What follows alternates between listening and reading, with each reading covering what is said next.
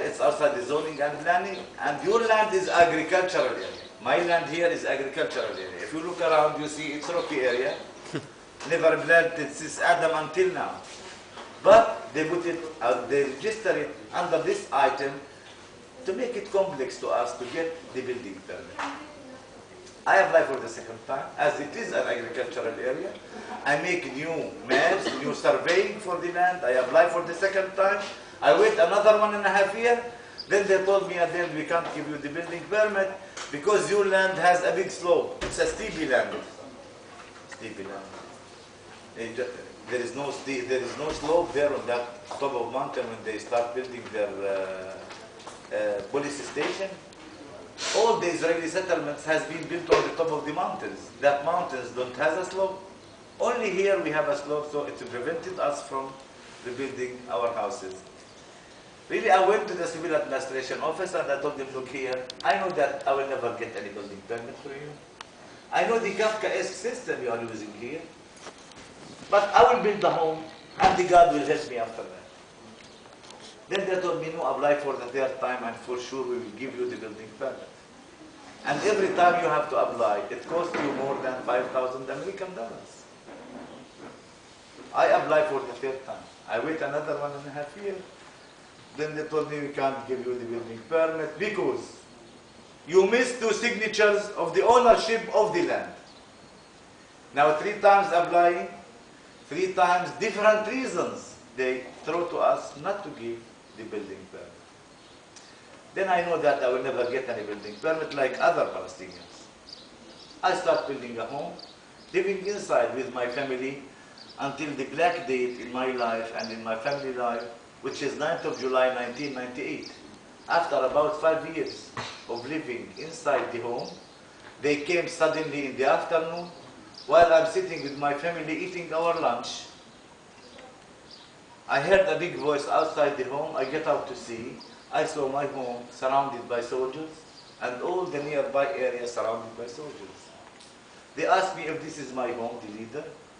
I told them, yes, it's my home. He said to me, it's not your home, you know. You have 15 minutes to take your belongings and family out because we want to demolish this house. The talk is here at the entrance. I told them, what are you saying? I push him outside the home. He's surrounded by soldiers. They start kicking me on my back, on my head with their weapons, with their M16s. And they arrest me and they put me on the corner there. My wife, Arabiyya, she closed the door. So they start breaking the windows around, throwing inside a tear gas to force my 6 kids and my wife get out of the home. My wife, Arabiyya, that day, she lost her consciousness and they took her to hospital. And my kids screaming and crying, and I'm freezing to the ground, arrested, can't do anything. A lot of our neighbors, they came to help, but it didn't help. Israeli Committee Against Home Demolition, ICAD, that day they came here with 2 Israeli peace movement buses, with two buses from the peace movement people, Israelis. 80 people, they came here and they tried to enter into the house, not to let them demolish the house, but it didn't help also. They start kicking Palestinians and Israelis and push them out of the home. Then they start taking the furniture and throw it outside the home. 7 people that day from our neighbors get injured. One of them, he is 16 years old. He lost his kidney and part of his stomach because of an Israeli rubber bullet come direct to him. It's very near, you know. Because of the struggle we made, all the media came and focused on the problem. And the CNN, NBC, BBC, all of them at the mountain there, they focus on the problem. We saw the soldier. There is a kid, he's 16 years old, standing behind the soldier. We can see it on the tape after we take it from the CNN. Then he turned himself and throw the kid like this, put it here in his. So his kidney and part of his stomach has been exploded because it's very near, you know.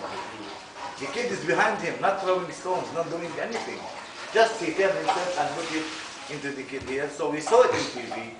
We go to the court because of that. and we showed the tape to the judge. Then I think the soldier has been arrested because of that. I don't know, but and the family they gave them money and treatment for the kid who lost his kidney and a part of his stomach. And you know, they start demolishing the home. 52 trees I planted around the home. They cut it. They left us with nothing that day. All these people, all this resistance, not to let them demolish, but there are more than 300 soldiers. You know. So they start demolishing the home, demolishing the trees, cutting the trees around the home. The complete fence around the home, they break it. They left us with nothing that day.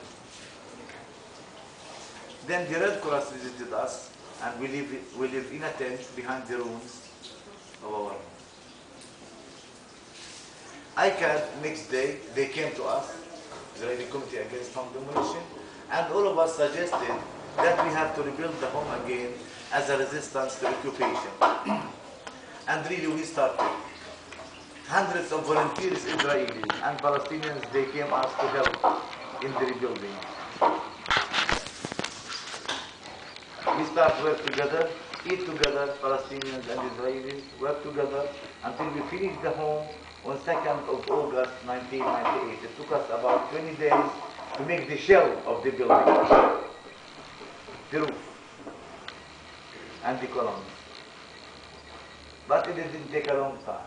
3rd of August 1998, at 4 o'clock in the morning, we opened our eyes in the tent to see machine guns pointing to our faces not to move. The area surrounded again by soldiers, and the bulldozer came again and started demolishing the home for the second time, over the scaffolding, over the sheeting. You can see that photo there. It's showing the sun. It didn't rise. It didn't rise there. It's dark. So they come and they demolish the home for the second time. What left from trees, they cut it. Even the tent which we are living under and given to us by the Red Cross, they took it.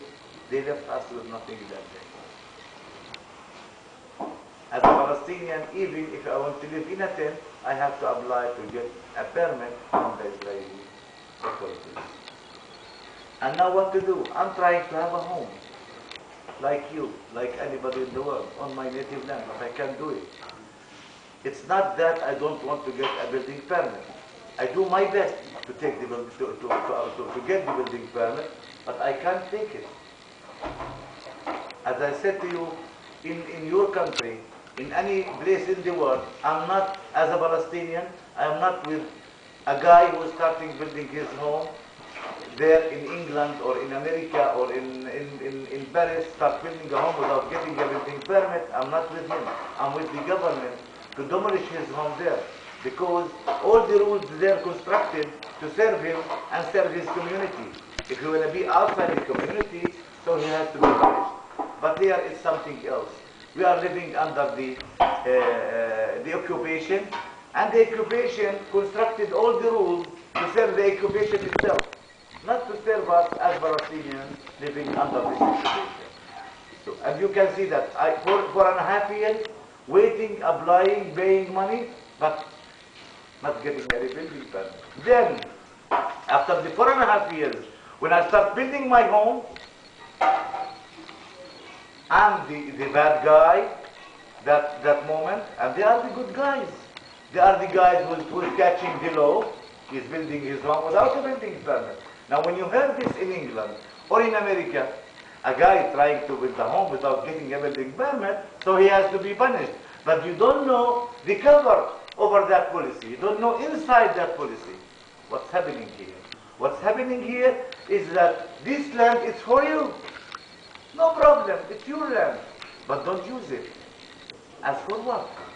If you are very hungry and I'm giving you this dish of food, telling you this dish for you, but don't eat it. So for what? You are very thirsty, giving to you a glass of water, telling you this is yours, but don't drink it. So for what this my land if I can't use it? I can't plant it because 52 trees they cut it, they destroy it.